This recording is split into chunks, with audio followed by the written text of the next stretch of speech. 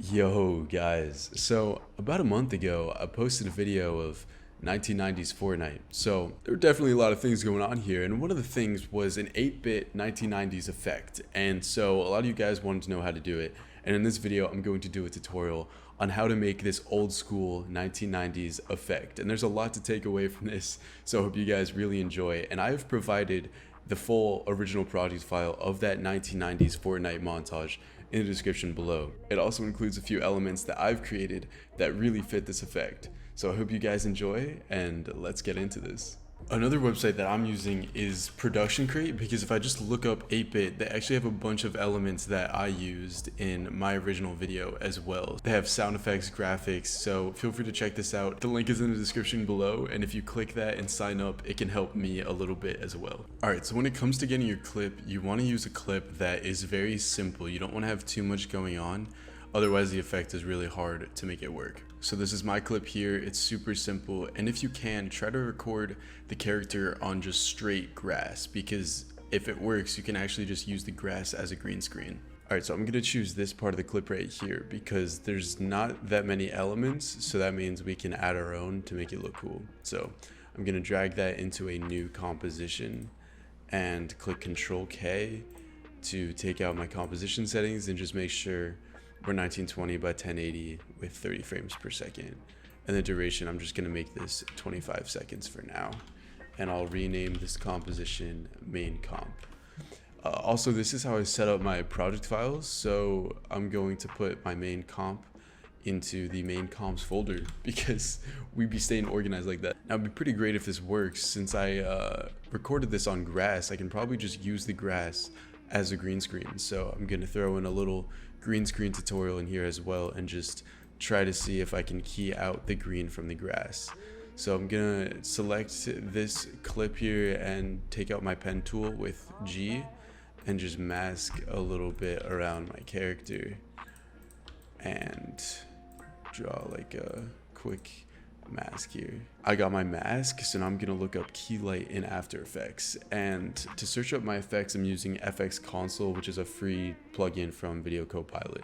So I'm gonna type in key light, and now I'm gonna choose the screen color to be the grass, and I'm gonna click this to toggle the mask and make it invisible right now.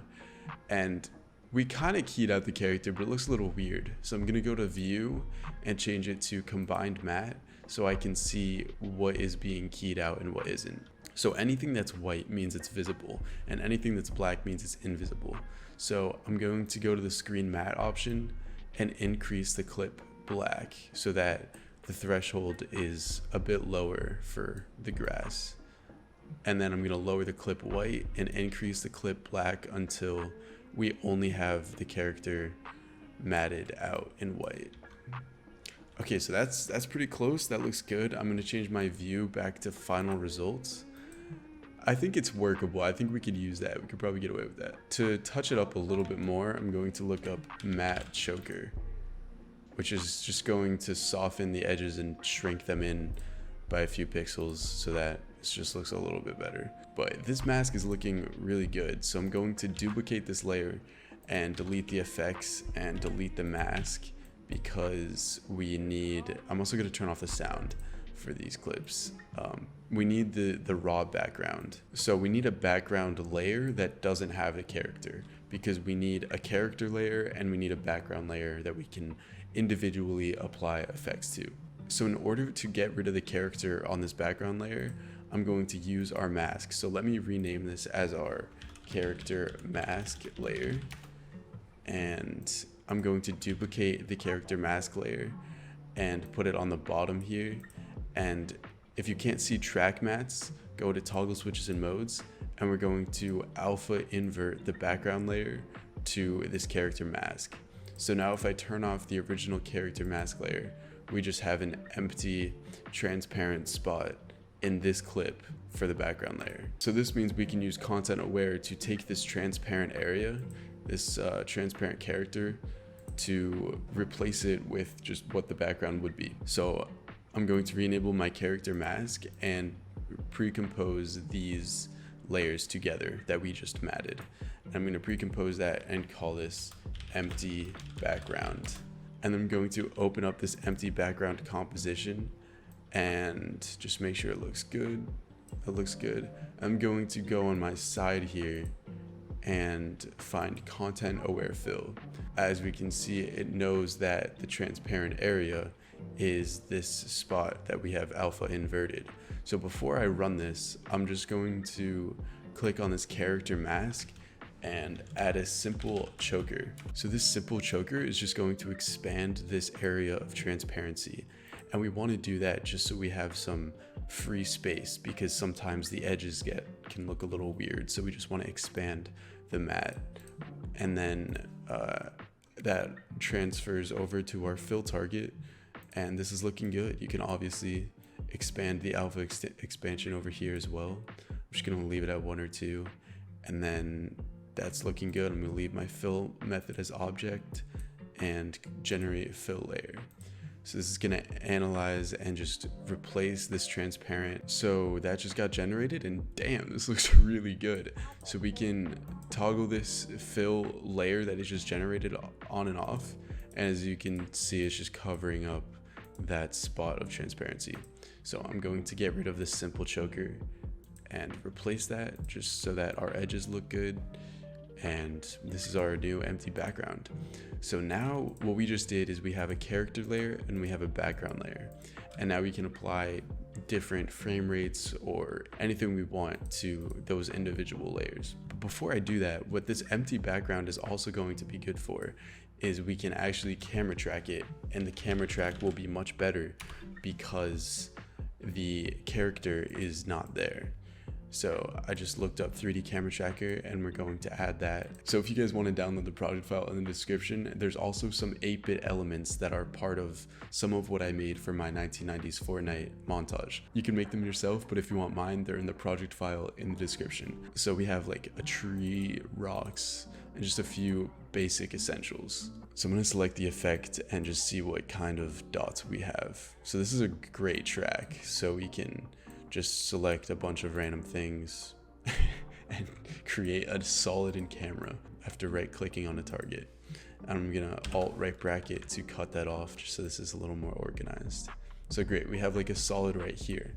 So for instance, you could take this a bunch of different ways, but what I'm gonna do is I'm gonna unsolo these layers, by the way. So I'm gonna take like the rocks, for example, and put them in my comp, toggle switches and modes, and enable the 3D.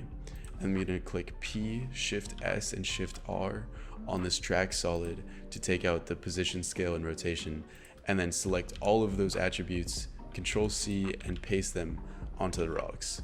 And then I'm just going to adjust these values. I'm going to get rid of the orientation effects and toggle that solid off. And like we just imported some rocks, which definitely needs some work, but that is definitely the idea that we're going for. Adjust them and whatnot by just messing around with the X, Y, and Z rotations and position. And don't worry if this doesn't look too good. wait, hold on. We're gonna do a little better than that. Don't worry if this doesn't look too good, because we're gonna apply a bunch of effects on this background layer to make everything just work together. Alright, so I just used a bunch of track solids and my own elements to just add a few more things to this scene. So I'm going to put that right on top of my empty background layer and get rid of any spare track solids because we don't need them anymore. Great, so this is the key stuff, and now we can add the effects, the key effects that we need here. So I'm going to Control Alt Y to make an adjustment layer and cut that off here. And to make this a little more organized, I'm going to make the adjustment layer blue. And this is going to affect our background layer. I actually have my own 8-bit effect that has a bunch of its own effects on it that would work really well. But that's going to be an editing pack that I will drop later. That will be soon though. So I'm going to look up a few key things. I'm going to look up posterize, and that's going to lower how much freedom there is in the color. So I want to keep that really sharp. I'm also going to put this character mask layer on top of the adjustment layer. I'm going to rename this adjustment layer effects layer.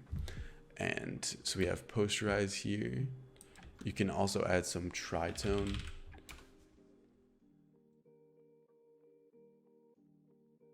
And another feature of old school games is that the frame rate is kind of all over the place. So we're going to look up posterized time as well, and we're going to put that to like 8. Great, so now our background is moving at a different frame rate. We're also going to add one final effect, which is CC block load. And it's going to start cleared. You can uncheck that and then just increase the completion. And I like to keyframe this as things progress. So I'm going to set a keyframe on completion, click U here, and just increase it and then mess around with those keyframes as this continues. So I'm going to start it super low.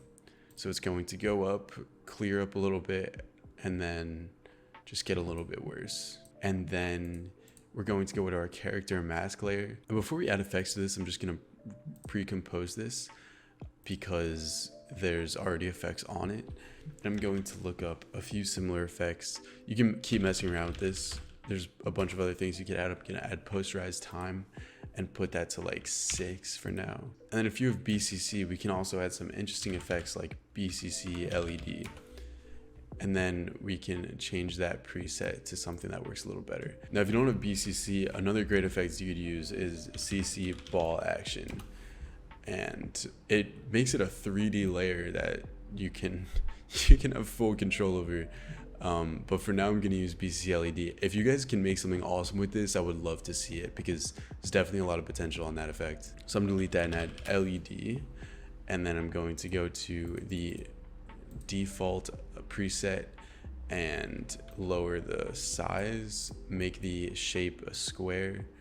No, we don't want tint. And then increase that mix with original. And then just to adjust these settings a little more.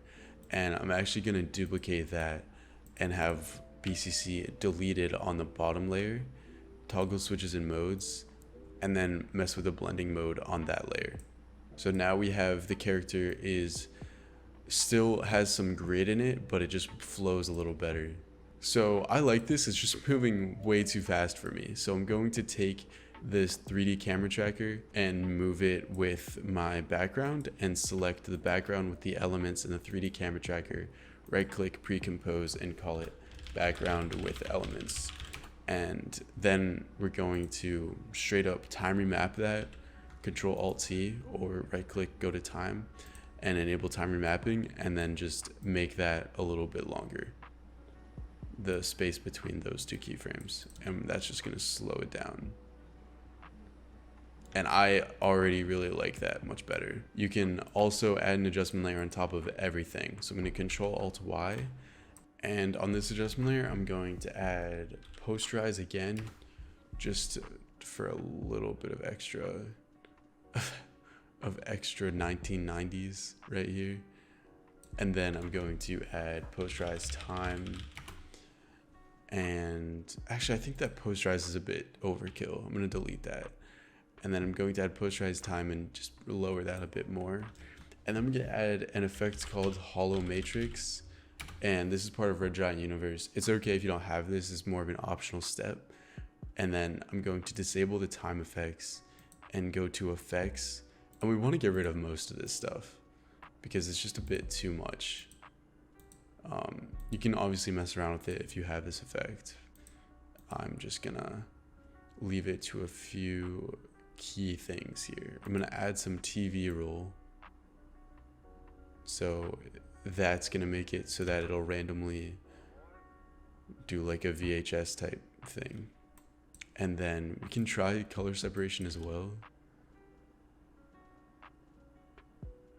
I like that. This is looking really good. So I'm just going to click on this character mask layer and add a glow. So I have deep glow, so I'm just going to add deep glow. But any glow will work great. And that's our 8-bit effect. You can also add text and different elements that might be animating or something. I just kept it to bushes and trees, and I think this looks really good. Now, if you really want to make this old school, we could also add a new adjustment layer with Control Alt Y and just cut that off and add the transform effect and scale this to like 20%, and then select all these layers, pre-compose them, and then scale that up. And that's gonna make it. I think you can even tell over YouTube video quality that this has just gotten extremely compressed. So if you really want to push it, you could do that too. This is also at half resolution, so.